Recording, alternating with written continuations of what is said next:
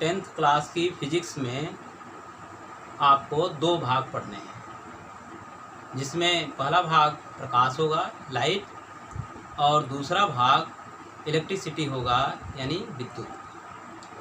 ठीक है, इसमें हम पहला टॉपिक शुरू करते हैं प्रकाश। प्रकाश में जो पहला चैप्टर है वो है प्रकाश का परावर्तन। प्रकाश का परावर्तन, इसको कहते हैं reflection of light. Reflection of light. ठीक, इस चैप्टर में हम सबसे पहले लाइट के बारे में जानना चाहेंगे, यानी प्रकाश क्या है। प्रकाश के बारे में, प्रकाश से आप लोग परिचित तो बहुत अच्छी तरह से हैं, लेकिन इसके साथ साथ इसकी परिभाषा भी जानना जरूरी है। तो सबसे पहले हम ये जानेंगे कि प्रकाश क्या है।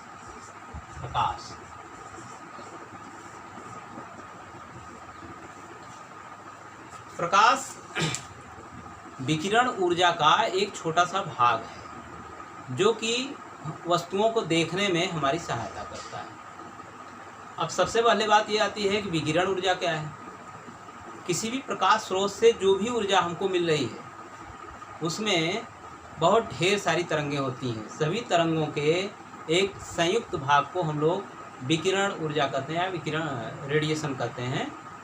और इसमें हमारे प्रकाश का, इस विकिरण ऊर्जा में प्रकाश का एक बहुत छोटा सा भाग होता है जिसकी तरंगदैर्घ्य 3900 एंगस्ट्रॉम से लेकर 7800 एंगस्ट्रॉम तक होती है।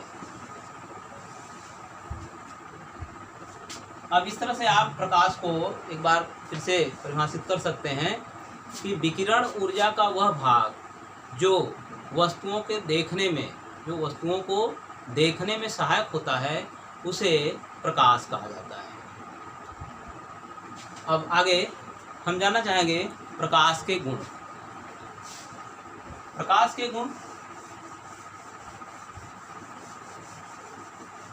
प्रकाश में क्या क्या गुण पाए जाते हैं, प्रकाश के मुख्य गुण क्या क्या हैं, इसके बारे में सबसे पहली बात तो ये है कि प्रकाश सामान्य रूप से सीधी रेखा में चलता है। प्रकाश को ये माना जाता है, सामान्य बातों के लिए ये कंसीडर किया जाता है प्रकाश सीधी रेखा में चलता है। अभी आप आगे चल करके पढ़ेंगे कि प्रकाश तरंगों के रूप में भी चलता है, जो कि अभी आपके लिए आगे इंटर्न पढ़ाया जाएगा। अभी उससे बहुत ज़्यादा नहीं है। ज़रूरत इस बात की है कि अभी आप ये मान करके चलें कि प्रकाश सीधी रेखा में, एक सरल रेखा में गति करता है, सीधी रेखा में संचरित होता है, यानी कि प्रकाश का मार्ग इस तरह से सीधी रेखा में होता है। दूसरी बात, प्रकाश की चाल निर्वात में 3 गुणे 10⁸ मीटर प्रति सेकंड होती है। अब यहाँ एक शब्द आया निर्वात। निर्वात का क्या अर्थ है? निर्वात का अर्थ ये है कि जहाँ कोई भी माध्यम उपस्थित न हो, यानी किसी भी प्रकार का कोई भी माध्यम या कोई भी कण उपस्थित न हो, कुछ भी न हो, हवा भी न हो, ऐसे भाग को हम लोग निर्वात कहते हैं। जहाँ की कुछ भी न उपस्थित हो, कोई भी माध्यम उपस्थित न हो, उस भाग को हम लोग निर्वात कहते हैं। और निर्वात में प्रकाश की चाल 3 गुणे 10⁸ मीटर प्रति सेकंड होती है। प्रकाश का तीसरा गुण जो है वो ये है कि प्रकाश देखने में तो सहायता करता है लेकिन स्वयं खुद दिखाई नहीं देता है। प्रकाश जो है देखने में, वस्तुओं को देखने में तो हमारी सहायता करता है, लेकिन हम प्रकाश को स्वयं नहीं देख पाते हैं। तीसरा गुण। चौथा गुण ये है कि प्रकाश में अभी और तमाम गुण आप पढ़ेंगे, परावर्तन, अपवर्तन, व्यतिकरण, विवर्तन, ध्रुवण आदि, ये सारे गुण प्रकाश प्रदर्शित करता है, जिसमें से आपके कोर्स में केवल परावर्तन और अपवर्तन है। तो आप इस 10th क्लास के लेवल में आप परावर्तन, प्रकाश का परावर्तन और अपवर्तन पढ़ेंगे। इसके साथ साथ वर्ण विक्षेपण भी पढ़ेंगे प्रिज्म के बारे में, जो कि आगे पढ़ाया जाएगा अभी। तो ये कुछ मुख्य गुण हैं प्रकाश के। अगली बात आती है प्रकाश किरणों की अनिर्भरता। अनिर्भरता, प्रकाश किरणों की अनिर्भरता। प्रकाश किरणों की संचरण में अनिर्भरता रहती है। इसका क्या अर्थ है, इसको समझ लें। यदि एक माध्यम में, किसी एक माध्यम में ढेर सारी प्रकाश तरंगें, प्रकाश की किरणें विभिन्न दिशाओं में चल रही हैं, तो वे एक दूसरे से बिना प्रभावित हुए संचरित होती हैं। वे एक दूसरे पर कोई भी प्रभाव नहीं डालती हैं। जैसे कोई भी प्रकाश की किरण इस प्रकार से चलती है जैसे कि अन्य प्रकाश तरंगें वहाँ उपस्थित नहीं हैं। कहने का मतलब यह है कि कोई भी प्रकाश की एक किरण किसी दूसरी प्रकाश की किरण को बिल्कुल प्रभावित नहीं करती है। वो दोनों किरणें स्वेच्छापूर्वक, अपने स्वतंत्रतापूर्वक चलती हैं। न ही उनके किसी तीव्रता में कोई अंतर आता है, न गति में, रफ्तार में कोई अंतर आता है, आदि आदि किसी भी गुण में कोई परिवर्तन नहीं होता है यदि किसी एक माध्यम में एक साथ ढेर सारी प्रकाश तरंगें संचरित हों। प्रकाश किरणों के इस गुण को प्रकाश किरणों की अनिर्भरता कहते हैं, पारस्परिक अनिर्भरता कहते हैं।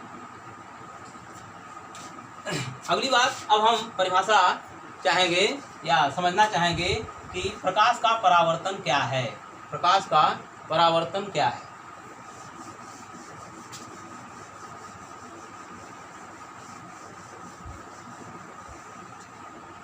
देखें, मान लीजिए कि हमारे पास दो माध्यम हैं।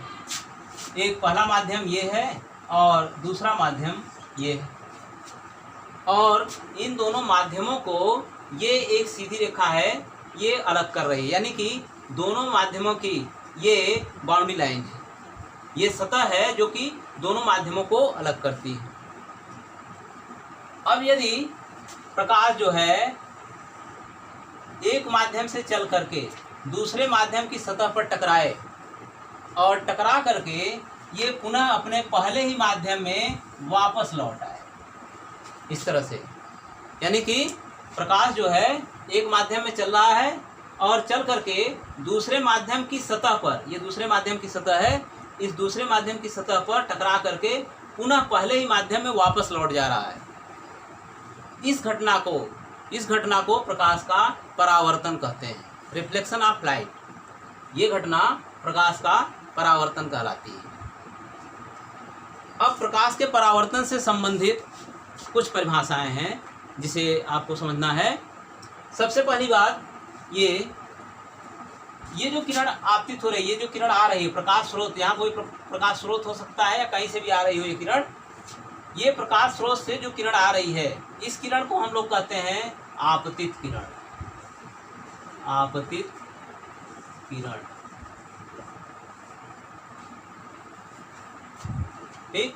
और जिस बिंदु पर ये प्रकाश किरण चल करके यहाँ सतह पर, दूसरे माध्यम की सतह पर जिस बिंदु पर टकरा रही है ये किरण, इस बिंदु को कहते हैं आपतन बिंदु। आपतन बिंदु, ये दूसरे सतह को हम इस तरह से दिखा देते हैं ऐसे करके, और इसका मतलब ये है कि ये सतह जो है प्रकाश को परावर्तित कर सकता है। प्रकाश को तो सभी सतह, किसी भी दूसरे सतह की, किसी भी दूसरे माध्यम की सतह होगी, ये प्रकाश को परावर्तित कर देगी। लेकिन यदि इधर की ओर जो है पॉलिश किया होगा, ये निचला सतह पॉलिश किया होगा, तो प्रकाश का परावर्तन अच्छा होता है, ज़्यादा मात्रा में प्रकाश परावर्तित होता है, इसलिए हमको ठीक ठीक साफ साफ दिखता है परावर्तन। तो पहला पॉइंट हुआ आपतित किरण। जो किरण प्रकाश स्रोत से चल करके दूसरे माध्यम के पृष्ठ पर टकरा रही है, इसको हम आपतित किरण कहते हैं। दूसरी बात हुई आपतन बिंदु। जिस बिंदु पर ये प्रकाश किरण, आपतित प्रकाश किरण टकरा रही है, इस बिंदु को आपतन बिंदु कहा जाता है, ठीक। और अगली बात, परावर्तित किरण। ये यहाँ से टकराने के पश्चात जो किरण वापस लौट रही है पहले माध्यम में, इस परावर्तित किरण को, इसे हम परावर्तित किरण कहते हैं। ये परावर्तित किरण है। वापस लौटने वाली किरण परावर्तित किरण कहलाती है। परावर्तित किरण।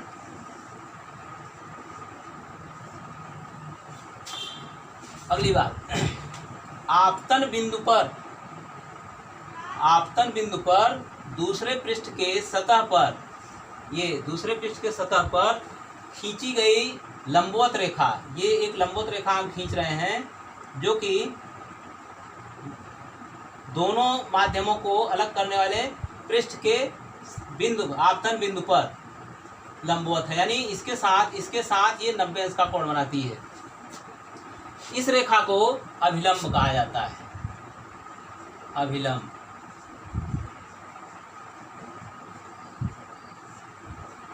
ठीक है, ये रेखा अभिलंब कहलाती है।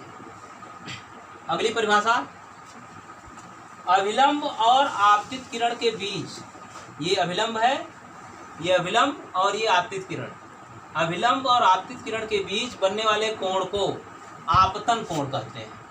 इसको हम आई से दिखाते हैं। ये आई क्या है?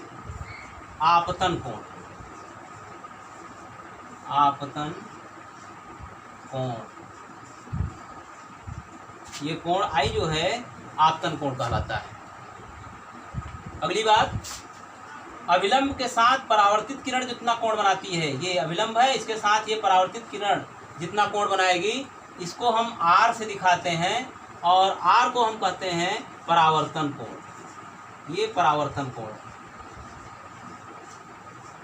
परावर्तन कोण। ठीक है, ये प्रकाश के परावर्तन से संबंधित कुछ परिभाषाएं हैं। आपतित किरण, परावर्तित किरण, आपतन बिंदु, अभिलंब, आपतन कोण और ये परावर्तन कोण। ठीक, इसके बाद इन परिभाषाओं के बाद अब हम ये जानना चाहेंगे कि ये परावर्तन में, इस परावर्तन में किन नियमों का पालन होता है, अर्थात प्रकाश के परावर्तन के नियम। आप ये आगे जानेंगे, प्रकाश के परावर्तन के नियम। प्रकाश के परावर्तन के नियम। ये नियम क्या कहते हैं, इसको समझ लीजिए। प्रकाश के परावर्तन से संबंधित दो नियम हैं, जिसमें से पहला नियम ये कहता है, प्रकाश के परावर्तन से संबंधित जो पहला नियम है उसका कहना ये है कि आपतित किरण, परावर्तित किरण और आपतन बिंदु पर खींचा गया अभिलंब, आपतित किरण, परावर्तित किरण और आपतन बिंदु पर खींचा गया अभिलंब, ये तीनों एक ही तल पर स्थित होते हैं। यानी ये तीनों, इन तीनों से होकर के कोई एक तल गुजरता है। इसको थोड़ा और अच्छी तरह समझ लें। कहने का मतलब ये है कि अगर आपतित किरण मान लीजिए ये आ रही है और इस तल पर स्थित है, ये आपतित किरण आ रही है और इस तल पर स्थित है, ये बोर्ड के तल पर स्थित है, तो ये परावर्तित किरण भी इसी बोर्ड के तल पर ही बाहर निकलेगी। ऐसा नहीं हो सकता है कि आपतित किरण इधर से आए और ये परावर्तित किरण इधर की ओर आ जाए या अभिलंब उधर की ओर हो जाए, ऐसा नहीं हो सकता है। इसी तल पर ही ये परावर्तित किरण चलेगी। जिस तल पर ये आपतित किरण चल रही है उसी तल पर ये परावर्तित किरण भी चलेगी और उसी तल पर ये अभिलंब भी स्थित होगा। ऐसा नहीं हो सकता कि इधर की ओर अभिलंब को खींचा जाए। ठीक है, तो पहला नियम ये कहता है, प्रकाश के परावर्तन का पहला नियम ये कहता है कि आपतित किरण, परावर्तित किरण तथा आपतन बिंदु पर अभिलंब, ये तीनों एक ही तल पर स्थित होते हैं। ठीक, दूसरा नियम, ये आपने पहला नियम पढ़ा, प्रकाश के परावर्तन का नियम, ये पहला नियम था। अब जरा दूसरा नियम देखें।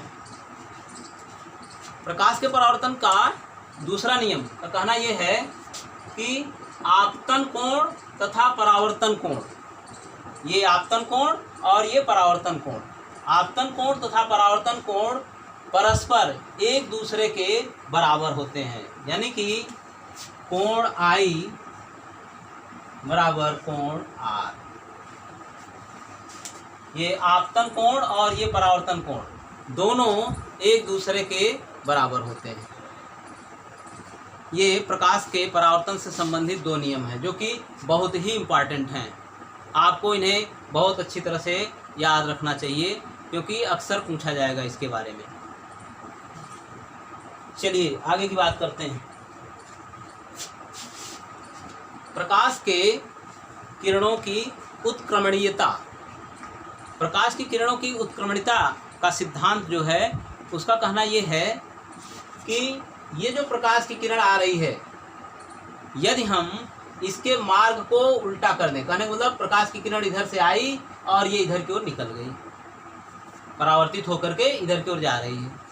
यदि हम इसके मार्ग को उल्टा कर दें, उल्टा करने का मतलब यदि हम प्रकाश की किरण को इधर से भेजें तो निश्चित रूप से ये प्रकाश की किरण इसी मार्ग पर चल करके यहाँ टकराएगी और टकराने के पश्चात ये पूरी तरह से ये निश्चित है कि इसी मार्ग पर इधर की ओर जाएगी, यानी जिस मार्ग से आपतित होकर इधर की ओर आई थी उसी मार्ग पर फिर वापसी होगी यदि हम इसके मार्ग को उल्टा कर दें, दिशा को विपरीत कर दें। जब हम प्रकाश की किरण को इधर से भेजेंगे तो इस मार्ग पर प्रकाश किरण परावर्तित होगी, यानी कि ये परावर्तन की दिशा ये हो जाएगी। यदि हम आपतन की दिशा इधर से कर दें तो निश्चित रूप से परावर्तन की दिशा यही होगी जिस पर पहले किरण आपतित हुई थी। ऐसा इसलिए हो रहा है, इसको आप इससे भी समझ सकते हैं, प्रकाश के परावर्तन के दूसरे नियम से भी इसको समझ सकते हैं। देखें, आप जानते हैं, दूसरे नियम से आप जानते हैं कि आपतन कोण और परावर्तन कोण दोनों बराबर हैं। तो अगर I के बराबर R है, ठीक, तो इस स्थिति में अगर हम इधर से आपतन कोण करते हैं, इसको हम आपतन कोण बना देते हैं, तो ठीक इसके बराबर ही इस कोण पर ये किरण परावर्तित हो जाएगी। तो इसका कारण यह है कि आपतन कोण और परावर्तन कोण दोनों बराबर हैं, इसलिए प्रकाश जो है उत्क्रमित हो सकता है, उत्क्रमित किया जा सकता है, यानी कि उत्क्रमित करने पर उसके मार्ग में, उसके चलने के मार्ग में कोई परिवर्तन नहीं होगा। ये प्रकाश के उत्क्रमणीयता का सिद्धांत है।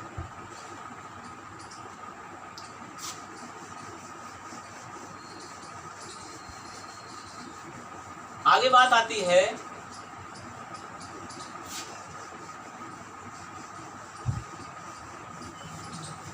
विसरित परावर्तन। ये विसरित परावर्तन क्या है इसको समझ लें। इसी परावर्तन का एक बदला हुआ रूप है। बदला क्या, कहने का मतलब इसी का मल्टीपल रूप है। इसको देखिए, अभी आपने जो पढ़ा ये देखा कि प्रकाश जो है एक समतल, एक चिकने तल पर आपतित हो रहा था। प्रकाश को एक चिकने तल पर आपतित करते हुए दिखाया गया और उसमें आपने देखा कि आपतन कोण और परावर्तन कोण दोनों बराबर थे और इसके परावर्तित किरण की एक निश्चित दिशा थी। अगर मान लीजिए प्रकाश किरण को हम किसी ऊबड़ खाबड़ तल पर आपतित कराएं, प्रकाश किरण किसी खुरदरे तल पर आपतित हो रही है, कहीं जहाँ ऊबड़ खाबड़ तल है उस पर आपतित हो रही है प्रकाश की किरणें, तो ऐसी स्थिति में ये देखें, ये प्रकाश की समांतर किरणें आ रही हैं, आपस में एक दूसरे के समांतर हैं।